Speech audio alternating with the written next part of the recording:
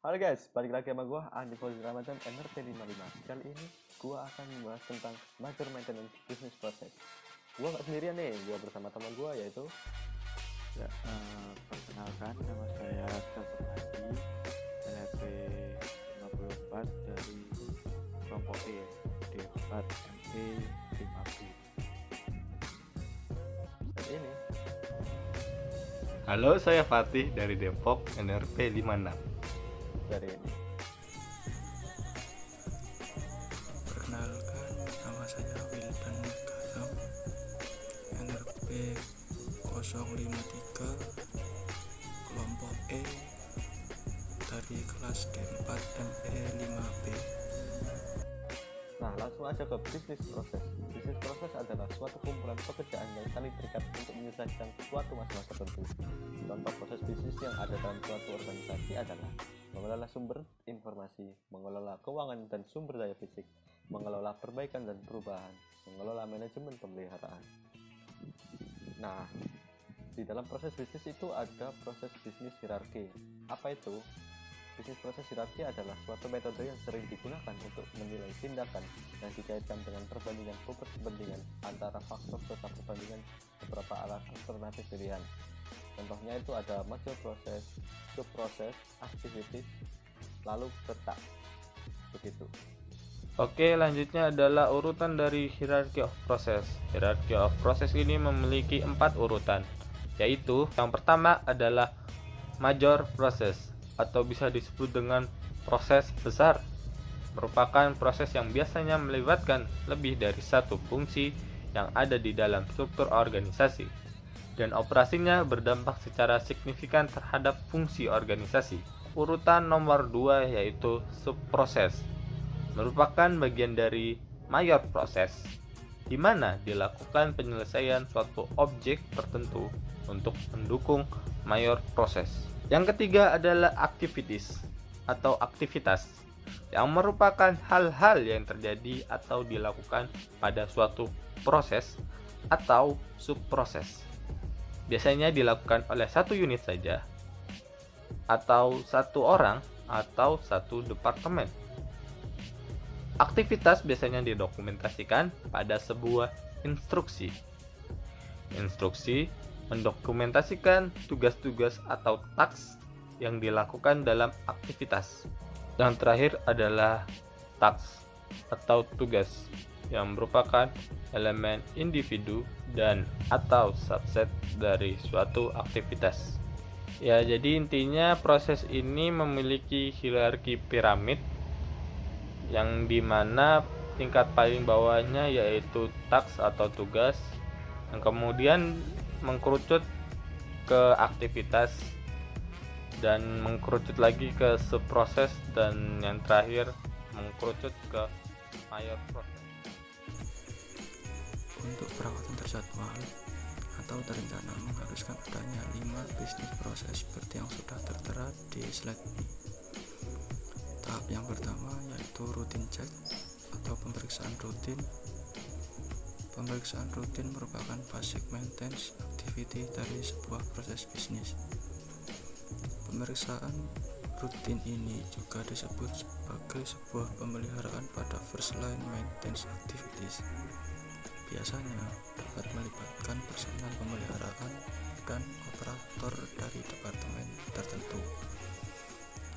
Adapun ruang lingkup dari routine check ini ada 2, yaitu yang pertama inspeksi secara visual, yang kedua yaitu merekam parameter operasi dari sebuah major equipment. Lanjut tahap selanjutnya setelah routine check adalah preventive maintenance.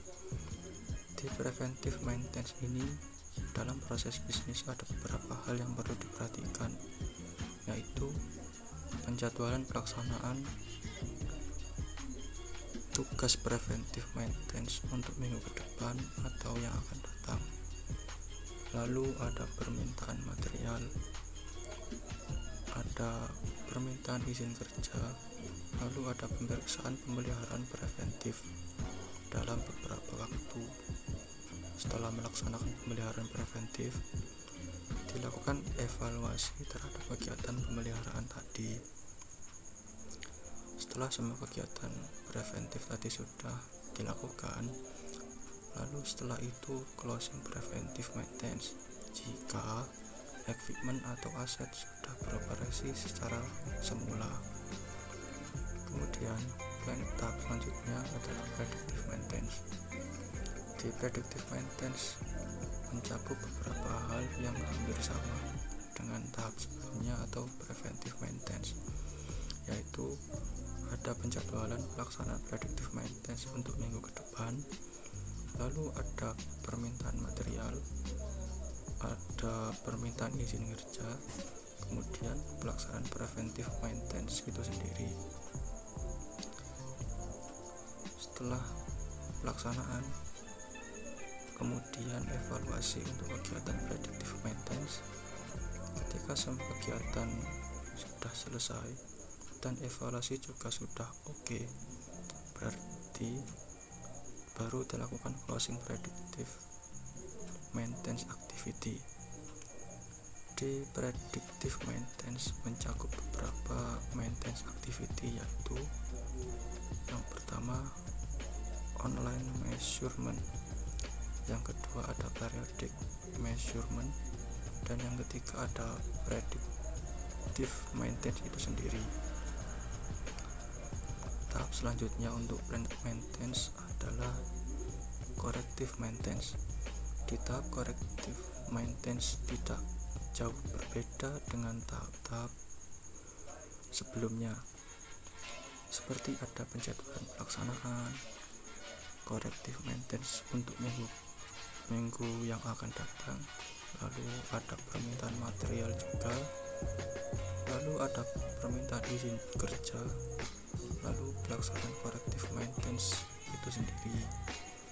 Dan yang membedakan corrective maintenance dengan tahap sebelumnya, sebelum melakukan evaluasi ada step pengujian peralatan yang telah dilakukan corrective maintenance. Setelah itu baru evaluasi untuk kegiatan corrective maintenance dilakukan closing corrective maintenance. Untuk tahap terakhir dari preventive maintenance adalah hire kontraktor atau pihak ketiga. Apabila dalam organisasi tidak memiliki SDM dari organisasi itu sendiri untuk melaksanakan maintenance activity, maka dilakukan hire kontraktor untuk membantu dalam memanajemen maintenance. Biasanya kontraktor yang di hire itu tadi akan melakukan 3 hal. Yang pertama preventive maintenance, contohnya melakukan inspeksi wajib. Yang kedua predictive maintenance, contohnya berupa monitoring dari vibration dan menganalisanya. Yang ketiga corrective maintenance, contohnya melakukan overhaul pada turbin. Sebagian besar kegiatan proses bisnis pada tahap ini dilakukan oleh procurement departemen atau departemen pengadaan. Adapun keterlibatan maintenance departemen dalam proses ini untuk subkontraktor yang paling memenuhi syarat untuk mengawasi pelaksanaan tugas yang telah diserahkan pada pihak ketiga tadi, untuk menguji dan melihat peralatan yang dikoreksi, dan yang terakhir untuk mengontrol kualitas tugas yang dijalankan.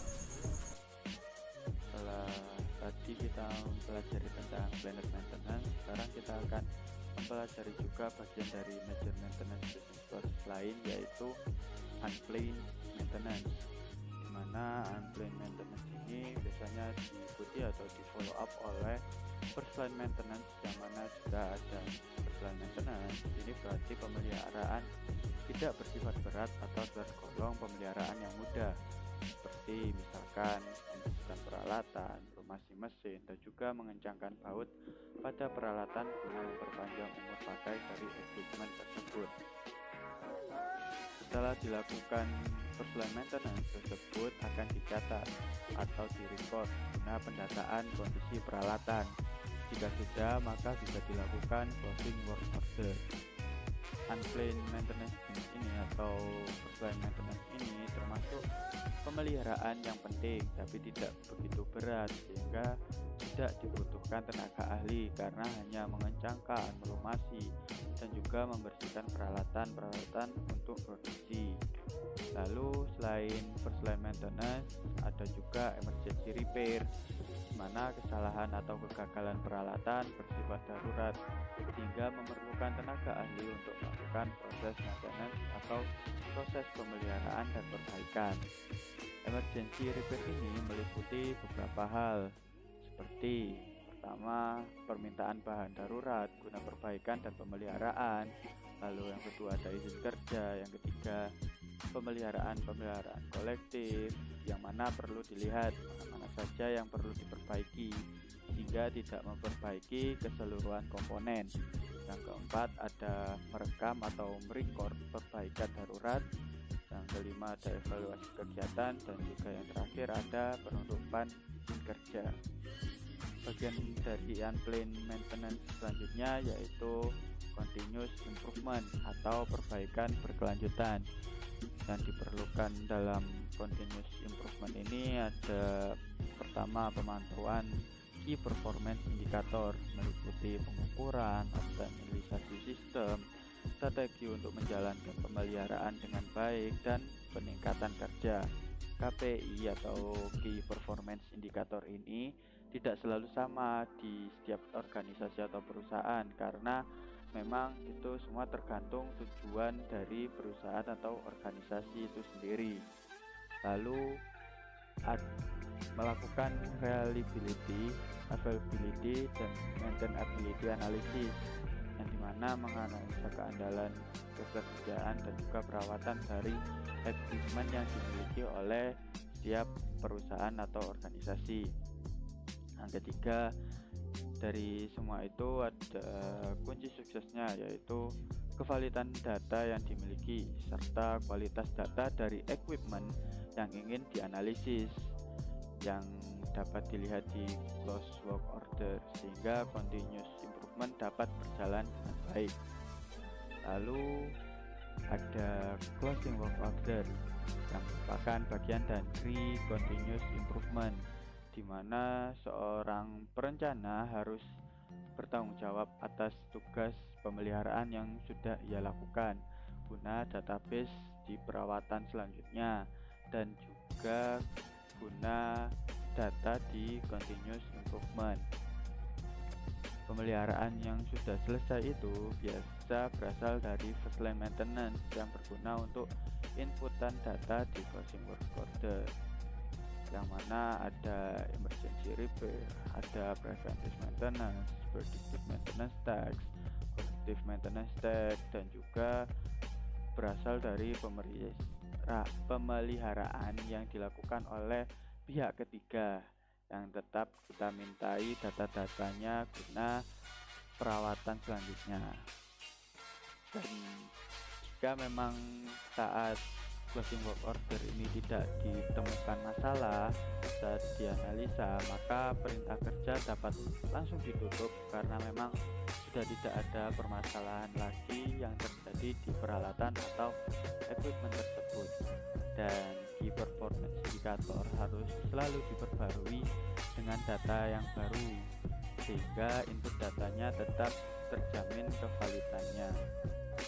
Selain close work order tadi, ada juga RAM analysis atau reliability, availability, dan juga maintainability dari suatu aset. Proses pemeliharaan dan operasi ini harus ditingkatkan secara terus-menerus dan teratur. Ada juga beberapa metodologi untuk RAM analysis ini, yaitu FMEA yang merupakan analisis kesalahan yang muncul dari proses perancangan suatu pekerjaan rancangan. Lalu ada FTA, yaitu analisis kegagalan dari sistem dalam bentuk diagram visual dan model logika. Lalu ada sistem reliability simulation yang mana bisa menggunakan simulasi Monte Carlo yang menghasilkan waktu kegagalan secara acak dari suatu sistem. Lalu yang keempat ini ada reliability centered maintenance, di mana proses yang dilakukan untuk memastikan sistem melakukan fungsi yang sesuai diharapkan dan biasanya dilakukan untuk improvement sistem. Lalu yang kesekian ada risk based indicator, yang mana risk assessment dari proses manajemen yang terfokus pada kegagalan equipment, yang bisa menentukan equipment apa saja yang perlu diinspeksi dan kapan inspeksinya, dan juga metode apa sih yang sesuai. Lalu yang terakhir ada SDFR, dengan proses yang digunakan untuk menentukan apa yang harus dilakukan dan kebijakan manajemen kegagalan apa yang perlu dilakukan untuk menghindari penyimpangan negatif dalam kinerja suatu aset atau sistem. Dari semua itu tadi akan dilakukan, yang paling penting itu adalah updating database, dimana ini juga berkaitan dengan planet maintenance juga nantinya, dimana setiap pemeliharaan atau perbaikan akan selalu dicatat apa-apa saja yang terjadi saat dilakukannya pemeliharaan dan juga perbaikan, guna di kedepannya nanti, misalkan di kedepannya nanti ada perbaikan lagi, kita jadi tahu di perbaikan sebelumnya equipment ini sudah terjadi masalah apa saja sih gitu. Jadi akan lebih mempermudah kita dalam melakukan maintenance selanjutnya itu. Dan ya mungkin itu sih dari yang dapat kita sampaikan dari kelompok E dari D4ME 5B, dan jika ada kurangnya saya selaku perwakilan minta maaf yang sebesar-besarnya, karena seluruh kekurangan memang ada di kita manusia dan kelebihan hanya ada di Tuhan semata. Sekian dari saya. Assalamualaikum warahmatullahi wabarakatuh. Selamat malam.